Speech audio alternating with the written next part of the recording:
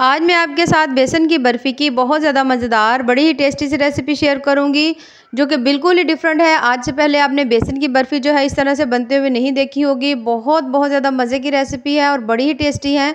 सबसे बड़ी बात इसकी ये है कि ये बहुत ज़्यादा जल्दी से तैयार हो जाती है, और उससे भी ज़बरदस्त बात कि इसके लिए आपको बाज़ार से कुछ भी लाने की ज़रूरत नहीं है। घर में ही मौजूद सिर्फ 2 से 3 चीज़ों के साथ आज हम बड़ी ही मज़ेदार सी बर्फ़ी बनाएंगे। चलिए जी, अपनी मज़ेदार और ज़बरदस्त सी रेसिपी को शुरू करते हैं। बिस्मिल्लाहिर्रहमानिर्रहीम। अस्सलाम वालेकुम। उम्मीद है आप सब ठीक होंगे। सबसे पहले मैंने लिया है 1 कप बेसन। उसको हमने कढ़ाई में डालकर ऐसे ही भूनना है। पानी इसमें हमने बिल्कुल नहीं डालना, ना ही हमने इसमें ऑयल डालना है। इसको हमने अच्छी तरह से भून लेना है। जब इसके अंदर जो बारीक बारीक सी गुठलियाँ हैं वो ख़त्म हो जाएँ, ये देखिए इस तरह से जब स्मूथ सा हमारा बेसन बन जाए, तो फिर हमने इसको हल्की सी आँच के ऊपर इसको तकरीबन 3 से 4 मिनट तक इसको भूनना है। कोशिश करनी है कि आँच आपकी बिल्कुल भी तेज़ ना हो। 3 चम्मच मैं इसमें मिल्क पाउडर डाल रही हूँ। ये डालना ऑप्शनल है, आप डालना चाहें तो डाल लें, वरना आप इसको स्किप भी कर सकते हैं। उसके बाद अब हमने इसको दोबारा से भूनना है तकरीबन 3 से 4 मिनट। अच्छी तरह से भूनेंगे, बिल्कुल स्लो आग के ऊपर 0 आँच करके उसके बाद भूनना है, ताकि बेसन भी ना जले और हमारी जो बर्फ़ी है वो बहुत ज़्यादा मज़ेदार और बड़ी ही टेस्टी सी तैयार हो।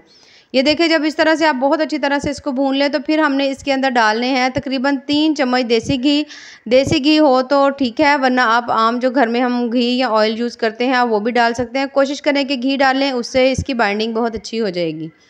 उसके बाद हमने इसको इसके अंदर अच्छी तरह से मिक्स कर लेना है इस तरह से, ताकि तमाम दाना जो है इसके अंदर से ख़त्म हो जाए और इसके अंदर जो बिल्कुल स्मूथ सा हमारा जो बेसन है वो बन जाए। अच्छी तरह से भूनेंगे, तकरीबन 3 से 4 मिनट आपको फिर इसके ऊपर लग जाएंगे। उसके बाद भूनना है, थोड़ा सा हमने इसमें इलायची पाउडर डालेंगे और दोबारा से इसकी भुनाई शुरू करेंगे। बहुत ज़्यादा प्यारी सी इसमें के अंदर से खुशबू आ रही है बेसन के भूनने की। 1 कप हमने इसके अंदर पिसी हुई चीनी डाल दी है। चीनी जो है कोशिश करें कि बहुत अच्छी तरह से पीस कर इसके अंदर डालें, वरना इसके थोड़े थोड़े से दाने चीनी के आप फिर आपके मुंह में आएंगे तो फिर इतनी मज़े की नहीं लगेगी। अच्छा, चीनी डालने के बाद दोबारा से मिक्स करेंगे। 1 से 2 मिनट हमने इसको फिर से पकाना है। उसके बाद हमने इसके अंदर डाल देना है थोड़ा सा दूध। दूध जो है वो तकरीबन 3 से 4 चम्मच या 4 से 5 चम्मच डलता है, अंदाजे से मैंने डाला है।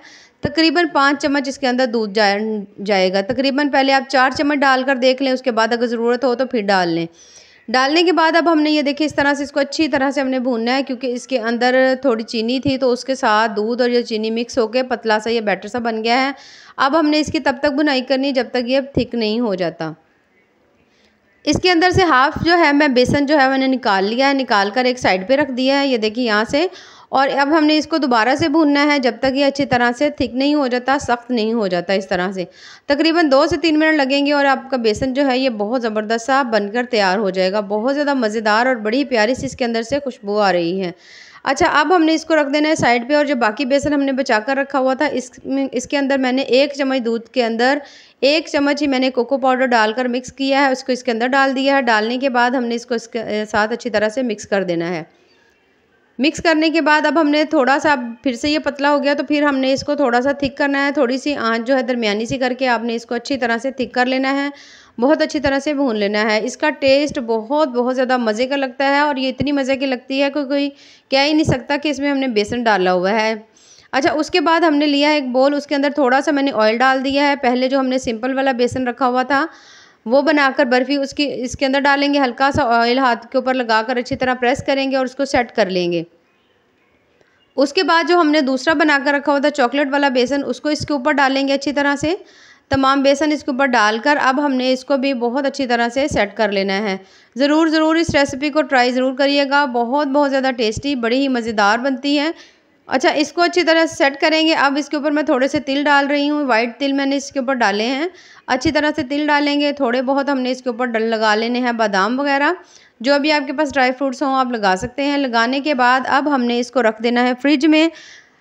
फ्रिज में तकरीबन हमने इसको तब तक रखना है जब तक ये अच्छी तरह से सख्त नहीं हो जाता। ये देखिए इस तरह से तकरीबन 1 से 2 घंटे के अंदर बहुत अच्छी तरह से सख्त हो जाता है।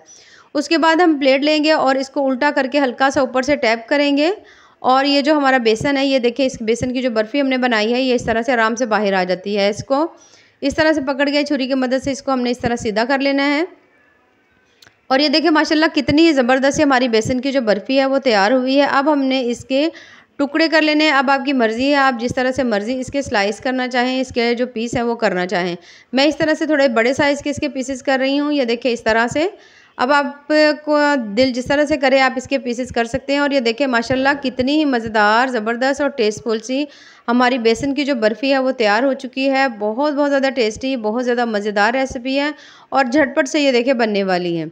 रेसिपीज़ पसंद आएँ तो चैनल को ज़रूर लाइक करें, सब्सक्राइब करें। बहुत ज़्यादा टेस्टी, बहुत ज़्यादा डिफरेंट और बहुत ज़्यादा ज़बरदस्त सी रेसिपी है। ज़रूर लाइक करिएगा। रेसिपीज़ बनाने के लिए बहुत ज़्यादा हम आपके लिए मेहनत करते हैं। बाकी दुआओं में याद रखिए। अल्लाह हाफ़िज़।